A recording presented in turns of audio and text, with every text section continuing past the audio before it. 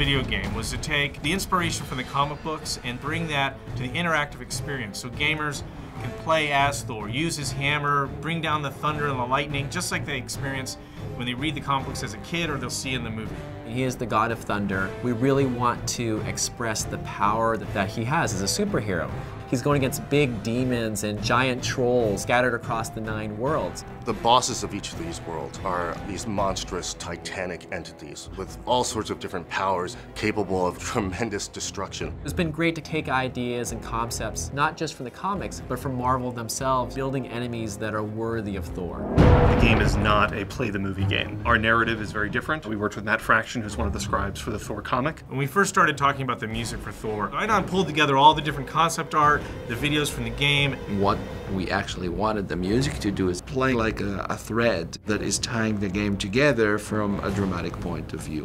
What Odinson has done is really bring each world to life and make them feel distinct, but at the same time part of a greater whole. Music is always the emotional dimension. The Thor game is a real opportunity for gamers to finally get a chance to have a dedicated experience where they can play as Thor the entire way through and really get that sense again of being a god. The main part of the game is your melee combat. Using your hammer, he has many different combos, and then you also have your god powers. We work the god powers into the combos. He's got thunder, he's got wind moves, which are kind of his people mover, and then lightning, which is obviously one of the key iconic things about Thor.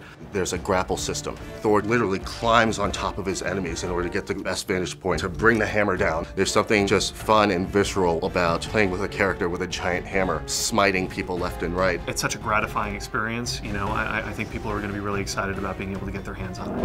One of the key things to think about in terms of Thor God of Thunder for the Wii is it's not a port of the next-gen game. It is its own unique game. I don't think the Wii has ever had this kind of title on it before. It's much more action-driven. I want the player to be able to take away the feeling that they were able to wield the power of Thor. A young gamer can just enjoy swinging the Wii remote around, breaking things, and then a more hardcore gamer will be really impressed with the depth of the combat and the depth of the player progression. We've got a few unique levels that don't appear in the next-gen game. We've got our own unique flying levels, which are an entirely different form of gameplay. We feel that you get a better game out of building a project from the ground up rather than bringing it over from a different system. It's given us the opportunity to have unique characters, unique flight levels, and a completely unique ending to the game that features a new experience that you wouldn't get on any of the other consoles.